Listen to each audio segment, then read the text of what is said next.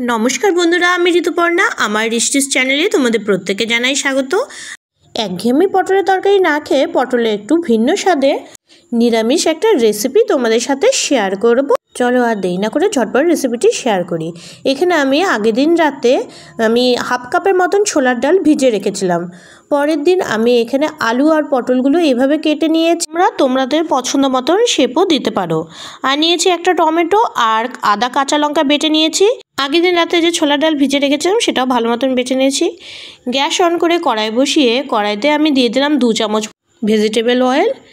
তেল গরম করে নিয়ে ওর মধ্যে আমি গোটা জিরে ফোড়ন দিয়ে দিলাম হাফ চামচ পরিমাণ মতো, দিয়ে দিলাম শুকনো লঙ্কা। সব উপকরণ এখন 1 মিনিট এভাবে নেড়েচেড়ে ভেজে নিচ্ছি। এবার এর মধ্যে যে আলুগুলো আগের থেকে কেটে রেখেছিলাম সেই আলুর টুকরোগুলো দিয়ে দিলাম।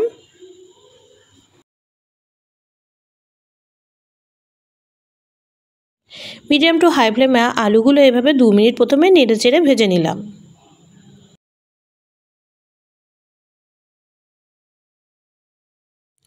দু মিনিট আলুগুলো ভেজে নেওয়ার পর যে পটলগুলো কেটে রেখেছিলাম সেই পটলের টুকরোগুলো ওর মধ্যে দিয়ে দিলাম। এবার ওর মধ্যে দিয়ে দিলাম নুন হাফ চামচ পরিমাণে। নুন দেওয়ার পরও মিডিয়াম ফ্লেমে পটল আলুগুলো 3 থেকে 4 মিনিট এভাবে নেড়েচেড়ে ভেজে নিচ্ছি।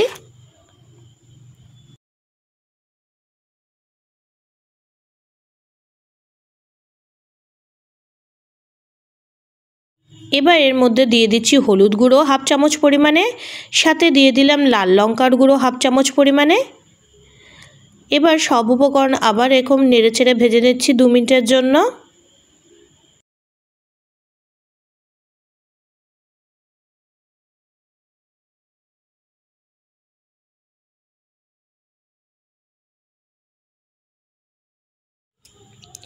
এবার ওর মধ্যে আদা কাঁচা লঙ্কা বাটা দিয়ে দিলাম 2 চামচ পরিমাণে। আদা কাঁচা লঙ্কা বাটা দেওয়ার পর আদার কাঁচা গন্ধ না যাওয়ার অবধি সব উপকরণ এভাবে মিশিয়ে ভেজে নিচ্ছি।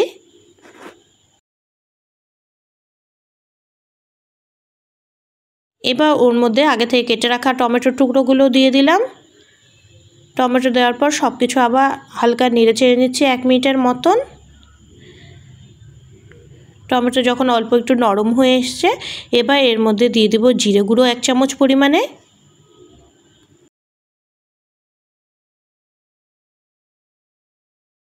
জিরে গুঁড়ো দেওয়ার পর আলু পটল এবং সব কিছুর সাথে ভালো মতন মিশিয়ে নিয়েছি।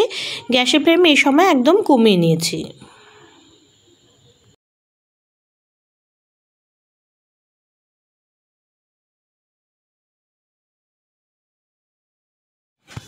মশলাগুলোর সাথে আলু পটলগুলো ভালো মতন কষিয়ে নিয়েছি। এবার যে আগে থেকে ছোলা ডাল বাটা তৈরি করে রেখেছিলাম সেই 2 চামচ পরিমাণে ছোলা ডাল বাটা এর মধ্যে এখন দিয়ে দিলাম।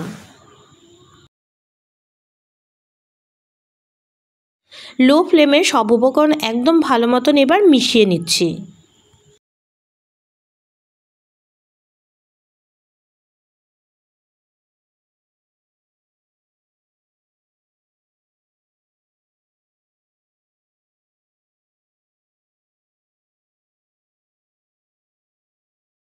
প্রথমে এখানে হাফ কাপ পরিমাণ জল দিয়ে দিলাম। জল দেওয়ার পর সব উপকরণ এরকম ভালো মতন নেড়ে চেড়ে নিলাম।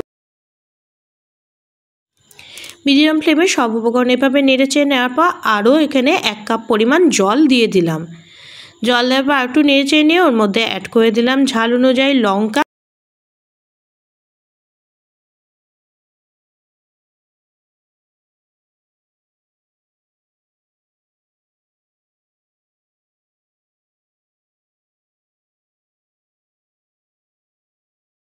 এবার ঢাকা চাপা দিয়ে রান্না হতে দিলাম 7 থেকে 8 মিনিটের জন্য। এই সময় গ্যাসের ফ্লেম একদম কমিয়ে নিয়েছি।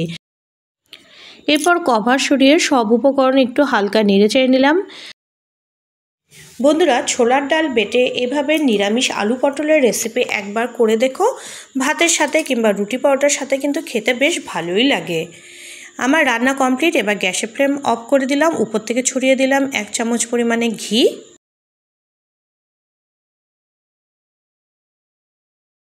বন্ধুরা, ভিডিওটি ভালো লেগে থাকলে অবশ্যই লাইক শেয়ার করে দিও। আর নতুন বন্ধুরা আমার চ্যানেলটিকে সাবস্ক্রাইব করে দিও, পাশে বেল আইকনটিকে ক্লিক করে দিও নিত্য নতুন রান্নার রেসিপি ব্লগ সবার আগে পাওয়ার জন্য।